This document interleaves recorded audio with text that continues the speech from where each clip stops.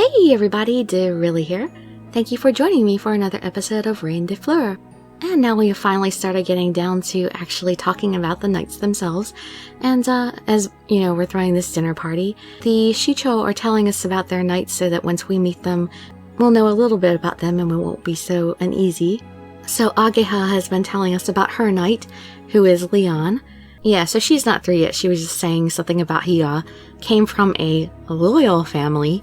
And we don't really know exactly what she means by that. I guess we'll see. Because she said, you know, don't mistake what she meant by a loyal family or we would be disappointed later. So I have no idea what she means by that. I guess we'll see. You can just sit back, relax, and let me read you a story. No one can beat him when it comes to motivation, but he has a little problem. A problem. I heard that another gentleman was chosen by the command for his position, wasn't he? Another person? Is that possible? That's not exactly it. It is unprecedented for one to come forward as a candidate when they were not even chosen by the command. Nobody took him seriously at first, but he insisted, and it became such a pain in my neck. So I thought that after seeing the reality of it, he would give up, perhaps even laugh or shout about it. So I gave grace to both Leon and the other man who had been officially chosen by the command. That's a very risky undertaking. One false step, and you could kill someone. Yes, they could have died if I had not been perfectly in control. I wonder if her control was that great, or if there was very real danger involved. Pure grace can be a terrible poison for a Tanabito of the land. It is quite painful to take into one's body, and it's even worse if the person is not even chosen by the command. Yet, surprisingly, Leon made it through the pain. The other man who had been chosen could not even endure the pain and gave up right away. That is a very unusual, or should I say, exceptional case. Yes, it was truly beyond my expectation. So, and then I consulted Hubert to see what we should do. Although this was an exceptional case, we decided to acknowledge him as a knight and provide him with an appropriate education. It sounds like he has a strong mentality. Well, I wouldn't say that exactly. What? Oh, never mind. Anyway, I can confirm that he is a man who is highly motivated. I feel like she was leaving something out. Perhaps I am mistaken. Well, I suppose it's my turn.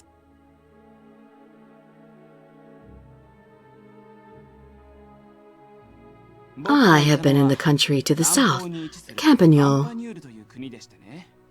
It's known for its fertile lands and is renowned as a country of beauty and art. The command for this country is the Bellflower. And the name of the knight I bring to you is Louis. He is 22 years old, born of the king by a concubine. So, does that mean he is a prince? Yes, I can say that he is an ideal prince at that, as women everywhere fawn over both his position and appearance. If he were here now standing by your side, princess, I think you two would make an adorable couple. Quit fooling around. Be more serious about your explanation to the princess. I haven't fooled around at all. There is, after all, the possibility that the Reine and the Knight can fall in love with each other. It is time for the princess to know about love, isn't it? Is this a joke? Eventually, in the future, it is still too early for my princess. Oops, my bad. It's not all about looks. What about his personality? Isn't that more important? This sounds rather suspicious. Not really. He's not like that. He's a very straightforward, good young man, just like me. Everyone is just silent. So, that means we will have another troublemaker. Everyone agreed with what Asagi said. Well, that was all I had to say. Go on, Sumabeni. Alright.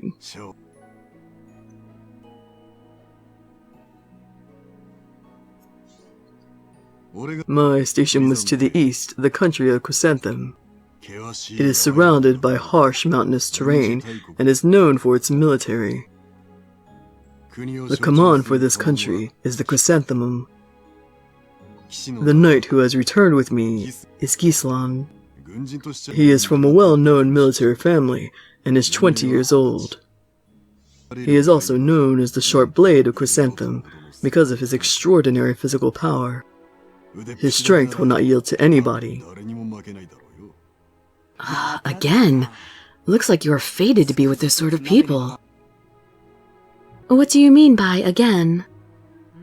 Well, he means... Knights of the East are typically physically strong. Yes, and coincidentally, they can be a bit scary. I see.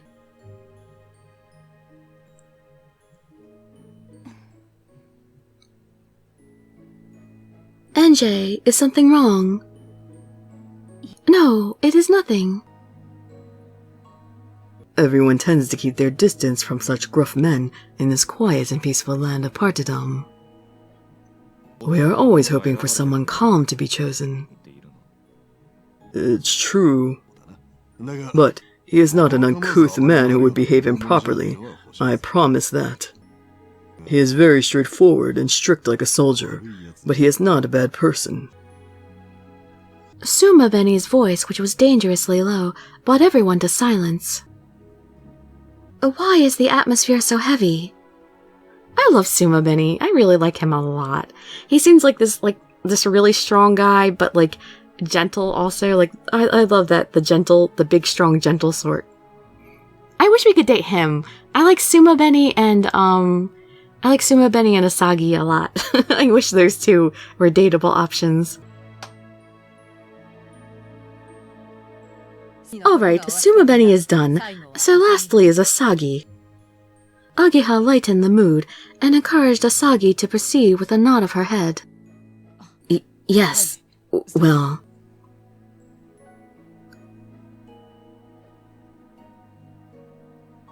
My country to the west is called Ville.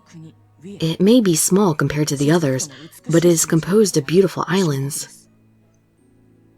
The command for Ville is the Dianthus. The name of my knight is Orpheus. His origin is unknown, and he seems to be somewhere around 19 years old. Unknown? It seems he was an orphan and worked as a traveling minstrel.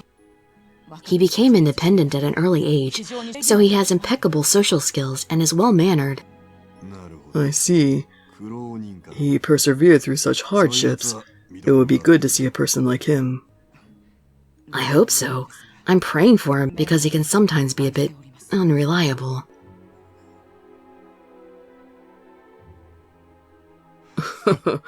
You are always such a harsh judge of character. I see things objectively. But this Orpheus, I wonder if he can fit in here. I just mean because he will be among all these rich men from known families. That won't be a problem. His social skills are extraordinary. It seems like Asagi is very confident in his statement. Perhaps there really won't be a problem. An unreliable young man with an unfortunate history. I feel sorry for Asagi. Looks like I can't play around anymore.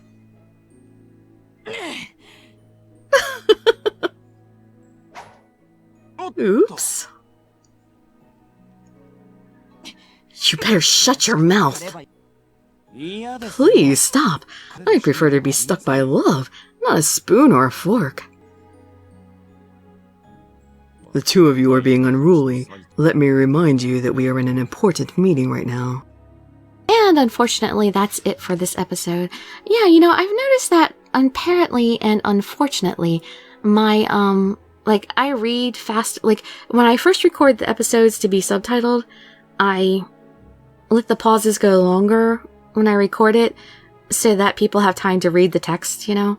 So, when I record that video and the subtitle version, they turn out 15 minutes or more.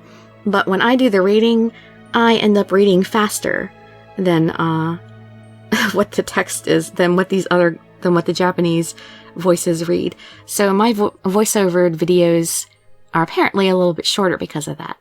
So I apologize because of that, but it does still take me a really long time to make these. Well, so now we have heard from the Shicho about all 4 of the knights. Let's see. Because I know I've recorded 3 more episodes that I'm still waiting for translations to come back on.